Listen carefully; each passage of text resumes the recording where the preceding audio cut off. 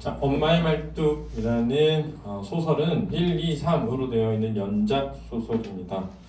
근데 그 연작되어 있는 세 편의 이야기가 독립적이면서도 연결되어 있다는 특징이 있어서 연작 소설이라고 하고요. 그 다음에 시대를 기준으로 하면 현대소설인데 특히 전쟁 이후에 쓴 모든 소설을 전후소설이라고 하는 것이 아니라, 그렇지?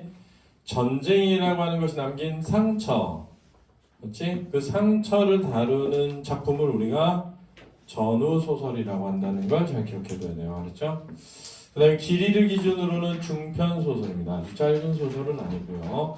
중간 길이 정도는 되는 중편소설입니다. 그 다음에 자신의 이야기를 담고 있는 자전적이면서 과거를 떠올리니까 회상적이고, 이런 회상적인 특징 때문에 과거로 사건이 돌아가서 전개되거든요. 그런 걸 무슨 식 구성이라고 한다? 역순행적 구성이다. 이렇게 얘기한다는 것도 알아두셔야 되겠습니다. 자, 제재는 전쟁으로 인한 상처인데요. 우리가 여기 좀 해볼게요. 잘 들으세요. 전쟁의 특징이 원인이라고 하면 전쟁이라는 건 폭력과 파괴입니다. 자, 이 개념을 잘 들어두세요. 굉장히 중요합니다. 그렇죠? 폭력과 파괴입니다. 이 폭력과 파괴는 뭘 남기느냐? 상처를 남기게 되죠. 여러분들이 지금 고1인데 고1 교과서 중에 많이 여러 교과서가 있는데 그 중에 여러분처럼 엄마의 말뚝을 배우는 교과서도 있고 종탑 아래서라는 작품을 배우는 교과서도 있어요. 근데 종탑 아래서도 내용이 뭐냐면 어떤 소녀애가 전쟁 중에 엄마 아빠를 잃어요. 그 충격으로 눈이 멀은단 말이야. 그러니까 전쟁이라는 걸 다루면 항상 그 전쟁이 남긴 상처와 그 상처의 치유를 다룬 작품들이 굉장히 많아진다라는 걸 꼭 기억해야 돼요. 그렇죠? 그다음에 이제 우리나라는 이 소설에서는 아닌데 우리나라는 이념의 대립과 갈등이 있었단 말이에요. 근데 사실은 이념과 대립의 갈등을 다룰 때 북한이 나빠, 한국이 맞아 이런 얘기를 하는 게 아니라 야, 이념이 도대체 뭐라고? 인간과 인간으로서의 인간의 동포애 이런 것들 어떻게 뛰어넘냐는 거죠. 그래서 이념보다 우선하는 인간애를 다루는 거예요. 그래서 학 같은 소설 보면 친한 친구였는데 어느 날 와보니까 얘가 잡혀있어. 인민군 앞잡이를 했었대. 그래서 얘를 내가 포승줄에 묶어가지고 데리고 가다가 풀어주는 내용이 나와요. 그러니까 이념보다 더 우선하는 것은 인간애죠. 이걸 다루는 게 일단. 전쟁이라는 것은 인간을 수단화합니다. 수단화.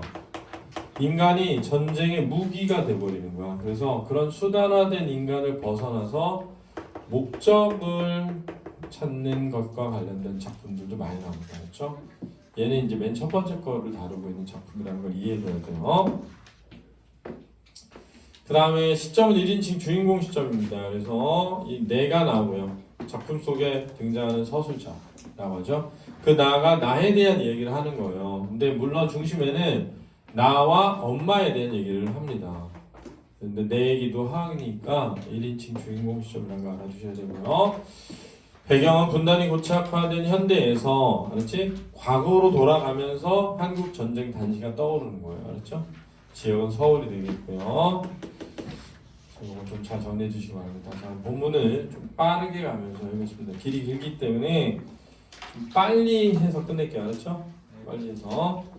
어느 날 외출해서 돌아온 나는 친정 어머니가 눈길에 넘어져 크게 다쳤다는 소식을 듣고 병원을 갔죠. 다리 골절 수술해야 한다는 진단을 듣고 노령의 어머니가 큰 수술을 감당할 수 있을지 걱정했지만 다행히 수술은 성공적으로 끝납니다. 처음에는 엄마가 수술을 안 받겠다 해요.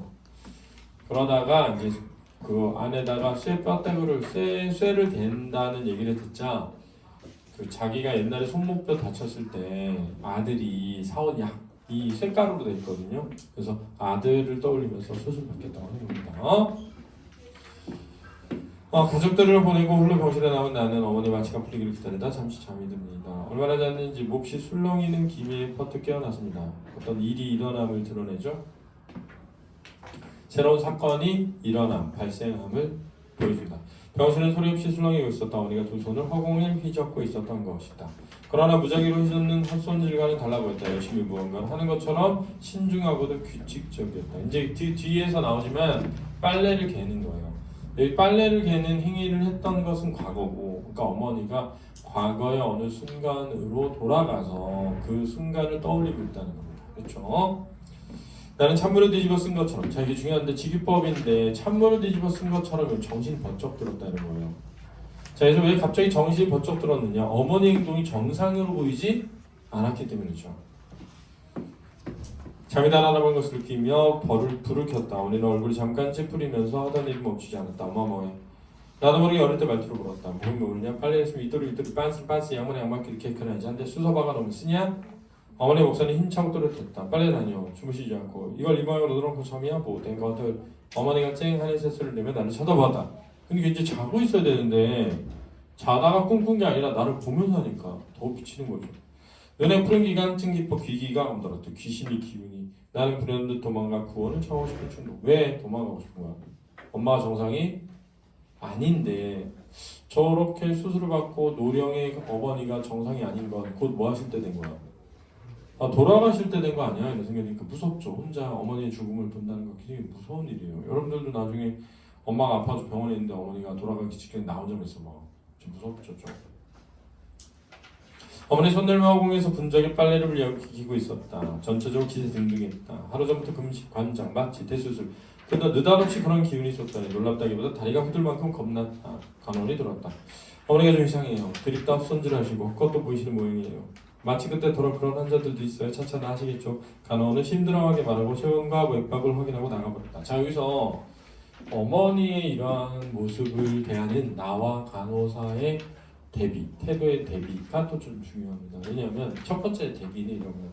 나는 처음 겪는 일이기 때문에 충격을 받은 거고, 간호사는 간혹 그런 일이 있기 때문에 충격을 받지 않은 것으로 나타나는 거죠. 그렇죠? 그러니까 사실은 이렇게 보면은 내가 호들갑 떠는 게 되는 거지. 그럴 수 있는데 내가 호들갑 떠는 게 되는 거야. 나는 따라가서 어머니가 주무시게 해달라고 줄었다. 아까도 그러셔서 약을 드렸잖아요. 신경 안정 문제. 그 약 안 됐잖아요. 참 그 약 잡수고 더한 것 같아요. 맞았어요. 그 약을 자시기 전에는 잠 못 주셔도 헛것을 보진 않았어요. 어떻게 하면 좋죠? 그럴 일은 없지만 혹 그 약의 부작용이라고 해도 별일 없을 테니 안심하세요. 이미 상시험 결과 가장 부작용 없는 걸로 알려진 신경 안정제를 투약했을 뿐이니까요.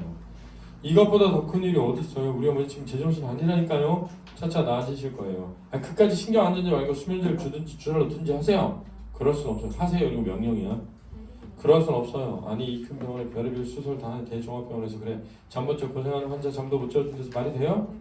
환자를 위하는 일을 우리가 더 잘해서 하고 있으니까 가족은 힘조를 해주셔야죠. 덮어놓고 이렇게 때렸으면 어떻게 해요?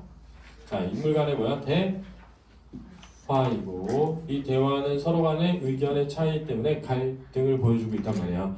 이 갈등의 원인은 어디 있다고? 가 되겠지만 나는 어머니의 행동을 그렇지? 매우 특별한 것을 여기고 그렇지? 두려움을 느끼고 있단 말이야. 빨리 처리해야 되는 어떤 일로 여기는데 간호사는 누구로 그럴 수 있는 일이라고 느끼고 경험이 있기 때문에 그것을 대수롭지 않게 여기기 때문이죠. 간원이 돌아서며 쏘아붙였다. 나는 무한하고 노여워. 다시는 너 따위한테 애걸 하나 봐라. 렉거리며 돌아왔다. 아직도 빨래를 덜 개켰는지 허공에서 규칙적인 손님을 하고 있던 어머니는 벼랑간 나를 향해 손바닥을 보며 방어 자세를 취했다.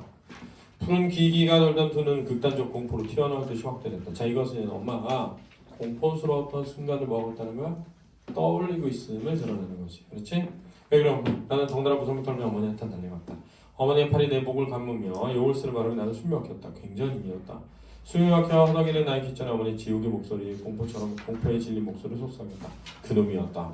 하느님 왔소사. 그놈이 또 와서. 자, 여기서 이제 나는 그놈을 저승사자로 생각한다. 그래서 어머니가 곧 뭐하게 되겠구나?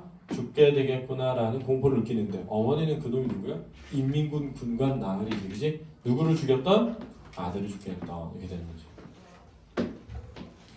어머니는 아직도 한 손으로 방어 태세를 취한 채 문 쪽을 보고 있었다. 나는 혹시 내 뒤에 누가 따라왔나 보지만 아무도 없었다. 순간 머리가 쭈뼛댔다. 공포죠. 공포를 느끼는 거야. 엄마, 맘 이렇게죠. 무서움증이 큰 힘이 되어 나는 어머니의 팔에서 벗어났다. 어머니는 악기처럼 무서운 형상하고 와들와들 떨며 문 쪽을 보고 있었다.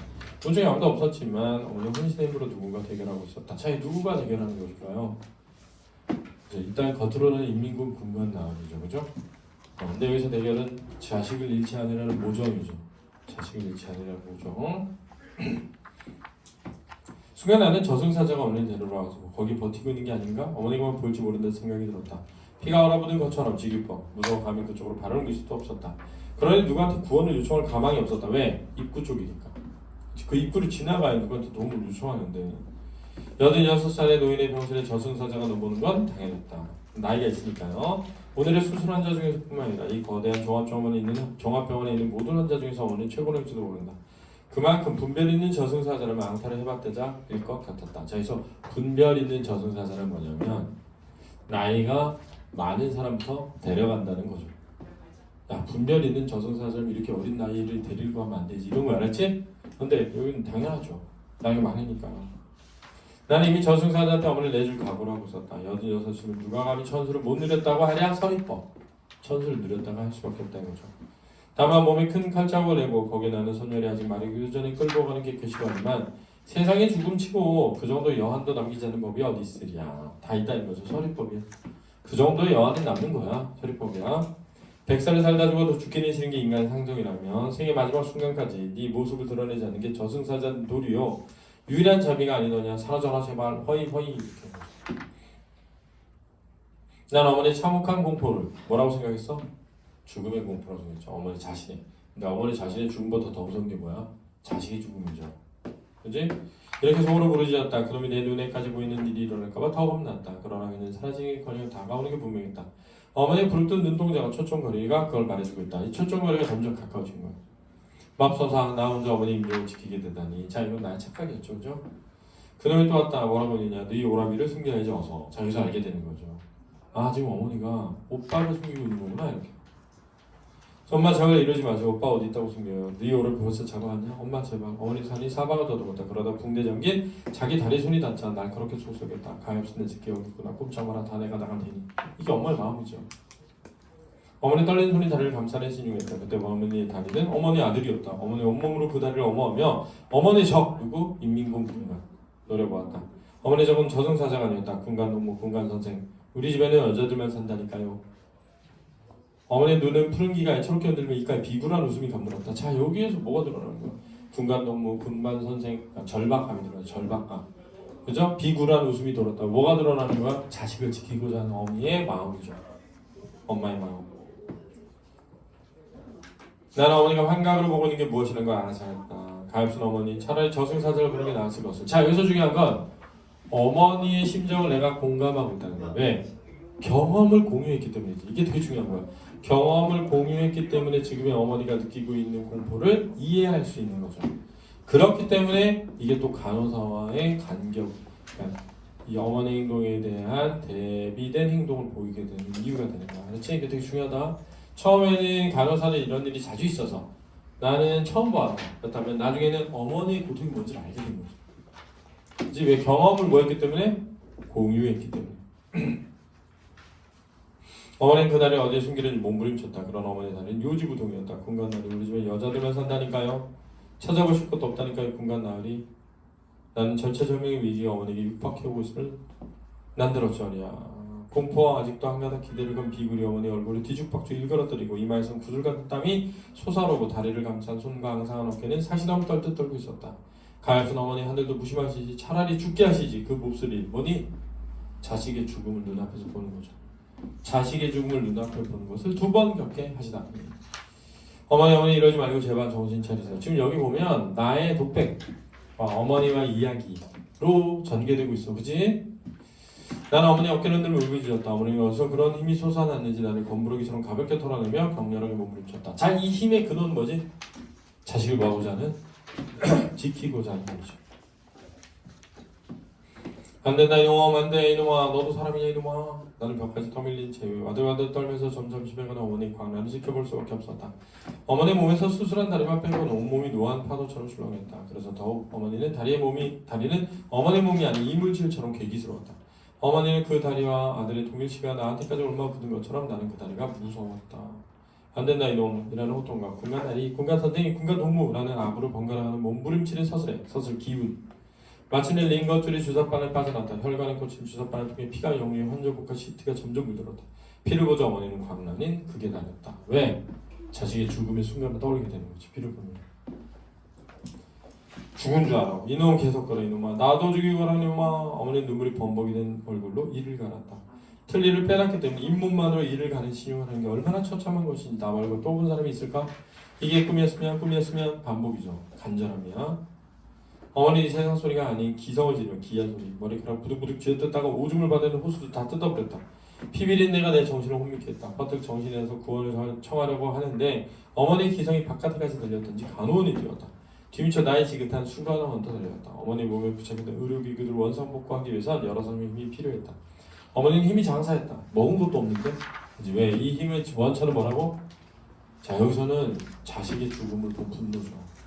맨 앞에서는 자식을 지키고자 하는 엄마의 힘이라면 이 부분은 자식의 죽음을 본 엄마의 분노라고 해야 돼. 알았지? 차이도 알아둬야 돼. Understand? 왜냐면 앞에서는 자식이 죽기 전이었는데 지금 자식이 죽었잖아.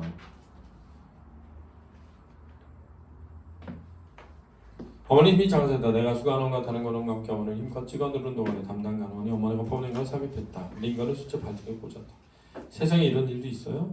나는 수간원에게 원망스럽게 말했다. 너무 신경 마세요. 흔하지 않지만 이런 특이 체질이 아주 드문 건 아니니까요. 곧 나아질 겁니다. 수간원은 나를 위로했다. 어머니 악몽이 특이 체질 탓이라고? 하긴 타인의 꿈에 대해 감히 누가 안다고 할 수 있어요. 자 여기서 이제 중요한 게 뭐냐면 어머니의 악몽을 이해할 수 있는 건 누구밖에 없어? 나 왜? 경험을 공유했기 때문에. 그렇지? 이렇게 이해해야 돼. 경험을 공유했기 때문에. 이제 너 죽고 나 죽자라는 바람으로 변한 어머니의 몸부림은 그칠 줄 몰랐다. 수간어머니 간호원에게 지시해 침대 한쪽 난간을 올리고 끈을 가져다가 어머니 사지를 묶었다. 따님된 마음에 좀 안 됐다 싶어서 참으세요. 이런 경우는 이 수밖에 없으니까요. 이제 안심하고 눈 좀 붙이세요. 지레 병나겠어요. 곧 정상으로 돌아오시더니 염려 마시고. 그들은 어머니를 묶어놓고 나를 위로하고 병실을 갔다. 나는 지칠 대로 지쳐서 쉬는 채 보조 침대에 상반신을 꺾었다. 그러나 웬걸 원한 맺힌 맹수처럼 어른들은 어머니가 에이탕 한번 기압을 넣자 사직 묶은 끈이 우지지 끊어지기도 하고 풀렸다. 어머니 다시 길길이 날뛰었다. 참으로 불가사의한 괴력이었다. 이 괴력은 자식의 죽음으로 인한 슬픔이죠. 목소리도 뜻이 통하는 말이 아니라 원한의 울부짖음과 독한 악담이 섞인 소름 끼치는 기성이었다. 조금도 과장 없이 간장을 도려내는 듯 아픔과 함께 내 속에서도 불가사의한 괴력이 솟았다. 나는 이를 악물고 어머니에게 돌진했다. 다시는 어머니의 도움도 청하지 않고 어머니와 맞서리라 마음먹었다. 이건 아무의 도움도 간섭도 필요 없는 우리 모녀만의 것이다. 뭐가? 오빠의 죽음 또는 아들의 죽음을 같이 공유하고 있는 거죠. 경험하고. 그렇지? 이게 상처지. 전쟁이 남긴 상처. 그 상처의 치유를 다루고 있는 거야. 난 어머니를 힘껏 찍어 눌렀다. 온몸으로 타고 앉다시피 했다. 어머니의 경련처럼 괴로운 출렁임이 고스란히 전해왔다. 조금이라도 마음이 움직이거나 약해져서는 안 된다고 생각했다. 엄마한테 미안해가지고 그렇지? 그렇게 되면 어머니가 나를 타고 앉게 될지도 모른다. 내가 아무리 전심전력으로 대결을 해도 어머니의 힘과는 막상막하여서 내 힘이 위태로워질 때보다 나는 어머니 뺨을 쳤다. 폐륜이죠. 폐륜. 엄마 뺨따를 때린 거예요. 엄마 정신 차려요. 정신 차려요. 처음에 엄마의 뺨을 치고 난 내 손이 저지른 폐륜에 경악해 두 번째는 더 세게 때렸고 어머니 뺨에 솟아놓은 내 손자국을 보고 이것은 악몽이 아니면 지옥일 거야. 나는 일종의 비현실감이 폐륜을 서슴없이 못하겠다. 어머니 힘도 무서웠지만 더 무서운 건 어머니 얼굴이었다. 왜? 내면의 상처가 드러나니까. 엄마의 내면의 상처가 얼굴 표정으로 드러나고 있는 거야. 그런데 어머니 얼굴이 아니었다. 이제 나는 어머니가 싸우는 게 아니라 내 나름의 공포와 싸우고 있었다. 내 나름의 공포. 전쟁의 공포죠. 한국전쟁 당시 나는 오빠는 인민군차에서 어쩔 수 없이 북한 의용군에 지원했다가 심신이 피폐해진 채로 겨우 도망칩니다. 자 이게 역순행적 구성이야. 이 부분이 나의 가족은 오빠를 보호하기 위해 어린 시절을 보냈던 산동네로 가서 숨어 지내게 돼요. 그러나 얼마 지나지 않아 오빠는 인민군관에게 발각돼서 총상을 입고 죽었습니다. 엄청난 상처. 마치가 깨어날 때 부린 난동으로 어머니는 어찌나 많은 힘을 소모했는지 그 후 오랫동안 탈진 상태가 계속됐다. 기운이 빠져서 부피도 무게도 호흡도 없이 불면 날아갈 듯한 백지장이 되어 누워있었다. 간혹 문병와주는 친척이나 친구 보기에도 도저히 회복될 가망이 없어 보였던지 모두 심각하게 고개를 저었다. 돌아가시겠는가? 이런 거야. 그렇지? 그 도중에 어머니가 아예 의식이 없는 줄 알고 서슴지 않고 장례 절차 얘기를 하는 인간인가 하면 상갓집에 온 줄 착각하는지 천수 누리셨으니 너무 서러워만 하고 우리를 위로하는 사람이 있었다. 우리 역시 그런 경우들을 말리거나 언짢게 생각하지는 않았다. 왜? 그럴 수 있다고 생각하니까. 그지? 그럴 정도로 메가리가 없는 거 엄마가. 그렇지? 한두 숟갈 유동식 받아 넘긴다든가 주사바늘 칠 때 찡그린 거 외에는 어머니에게 의식이 있다는 표시가 참으로 미미했다. 어느 날 문병원 내 친구가 어머니의 일별을 하더니 일별 한번 흘낏 보더니 대뜸 이렇게 말했다. 수인은 장만해 놨니? 자, 이 말은 어머니 곧 뭐 하겠다? 돌아가시겠는걸? 이거죠. 아니 뭐 그런 끔찍한 걸 미리 장만하니? 얘 좀 봐. 그럼 묘지 그런 것도 장만해? 너 그것도 안 했구나? 하여튼 알아줘야 돼. 뭘? 너 나이롱 딸인 거 말이야. 나이롱 딸! 사이비라는 거야. 사이비. 왜냐면 나이롱은 인조로 만든 견사여가지고 완전 나이롱이구만. 이 말은 진짜가 아니네 이런 뜻으로 쓰는 거야. 나이롱 딸? 그래 나이롱 딸 이런 엉터리. 아들도 없는데 딸까지 이런 순 엉터리라니.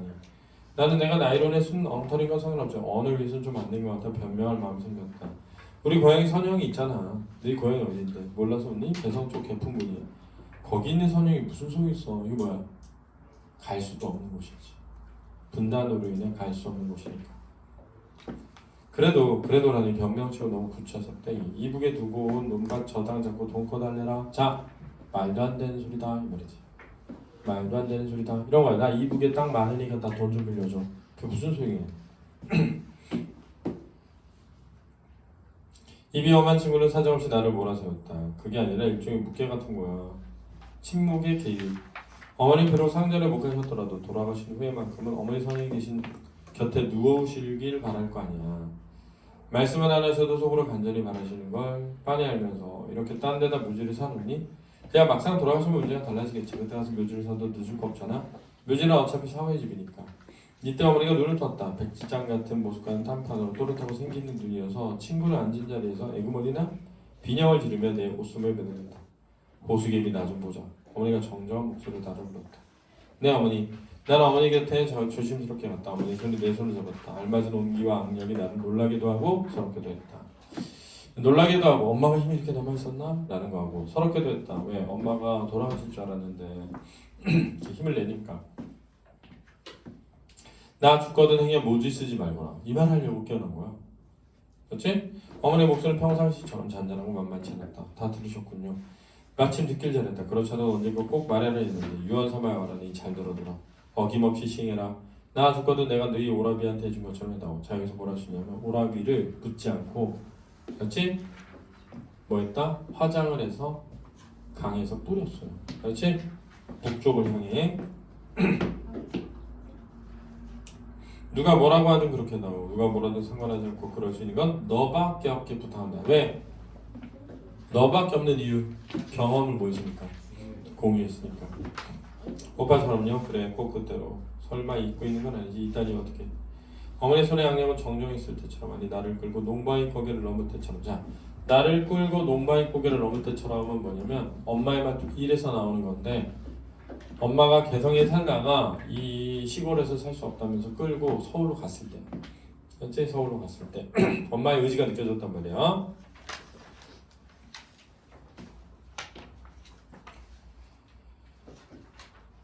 강한 줏대와 고집을 느끼겠다. 오빠의 시선은 처음엔 무학 제국에 넘어 벌판 반머리 감해증했다. 행야병사자 취급하듯이 돌아다니다 죽은 사람. 형식과 절차 없는 매장이지만 무정부 상태 텅 빈 도시에서 우리 모녀의 가냘픈 힘으로는 그것 이상 가능한 일이 아니었다. 서울이 수복이 되고 해장장이 정상화되자 어머니는 오빠를 화장할 것으로 논했다. 그때 우리와 합하게 된 올케는 오빠의 부인이야. 아미 없는 아들에게 무덤이라도 남겨줘야 된다고 공동묘지로 이장할 걸 주장했다. 어머니 오빠를 죽게 한 것이 자기 죄처럼 젊어 과부가 된 며느리한테 기죽어 지냈는데 그때만큼 조금도 형벌 기세가 아니었다. 남편의 임종도 못 보고 과부가 된 것도 억울한데 그 무덤까지 말살하려는 시어머니 모진 마음이 야속하고 정 떨어졌으려만 그런 기세 속에 자 어머니의 기세요. 고집, 거역할 수 없는 미움과 비통한 의지가 남겨있다. 야, 비통한 의지가 중요해. 뭐냐면 분단을 절대 받아들일 수 없다는 의지야. 왜냐하면 생각해봐. 이 분단이 자신의 자식을 뭐하게 만들었어? 죽게 만들었잖아. 그러니까 자신의 자식의 죽음을 받아들이기 어려운 엄마의 마음이지. 종당이는 옳게도 순종하고 말았다. 오빠의 살은 연기가 되고 뼈는 한 줄로 가루가 되었다. 어머니 앞장을 서서 강화로 가는 시내버스 정류장으로 갔다. 우리 묵묵히 뒤따랐다. 강화도에서 내려 어머니 사람들에게 묻고 물어서 머리 개풍군 땅에 보이는 바닷가에 섰다. 그리고 지척으로 보이되 갈 수 없는 땅을 향해 그 한 줌의 먼지를 흩날렸다. 자, 이것도 이제 과거의 일이죠. 개풍군 땅은 우리 가족의 선용이 있는 땅이지만 선용에 못 미치는 한을 그런 방법을 풀고 있다고 생각하진 않는다. 어머니 모습에는 운명에 순종하고 한을 사귀는 그런 약하고 다소곳한 여자 D는 없었다. 방금 전 출전하려는 용사처럼 씩씩하고 도전적이었다. 어머니는 한 줌의 먼지를 바람으로써 너무나 엄청난 것과의 싸우시다고 보셨다. 이 너무나 엄청난 것이 분단이에요. 분단과 싸우는 거야. 받아들이지 않음으로써. 어머니 그 한 줌의 먼지와 바람은 미약한 게 아니었다. 그야말로 어머니를 짓밟고 모든 것을 빼앗아간 어머니가 도저히 이해할 수 없는 분단이라는 괴물을 혼자 거역할 수 있는 유일한 수단이었다. 어머니 나더러 그때 그 자리에 또 그 짓을 하란다. 이제 자기가 몸소 그 먼지와 바람이 될 테니까 나더러 그 짓을 하란다. 그 30년이라는 세월이 흘렀지만 그 괴물을 무화시키는 거녕 정녕 그 짓밖에 없을까? 자, 분단을 없애지 못하고 분단에 저항하는 그것밖에 못할까 이거예요. 너한테 미안하구나. 그렇지만 부탁한다. 어머니도 그 집밖에 물려줄 수 없는 게 진정으로 미안한 양 애달픈 표정이 이지러졌다. 아, 나는 그 짓을 또 한 번 할 수밖에 없을 것 같다. 자, 여기서 내적 갈등이 그렇죠? 나름대로 정리되고 해소되는 거죠. 왜냐하면 어머니의 소원을 들어줘야 된다고 생각이 되는 거죠. 어머니는 아직도 투병 중이시다. 자, 잘 들어. 여기서 아직도 투병 중이시라는 건 뭐냐면 현재는 지금 이 일이 있은 뒤라는 거야. 한참 뒤. 이런 거를 서술하는 시점과 서술된 시점 사이 간극이 존재한다는 거죠. 서술하는 시점은 언제인 거야? 현재. 서술된 시점은 과거라는 거죠. 그죠? 그러니까 어머니는 이미 그때가 지나가서 투병하고 있다. 이렇게 되는 거죠. 이해되니? 그렇죠. 이렇게 정리하면 되겠습니다. 잘 이해해주세요. 이제 풀어보시고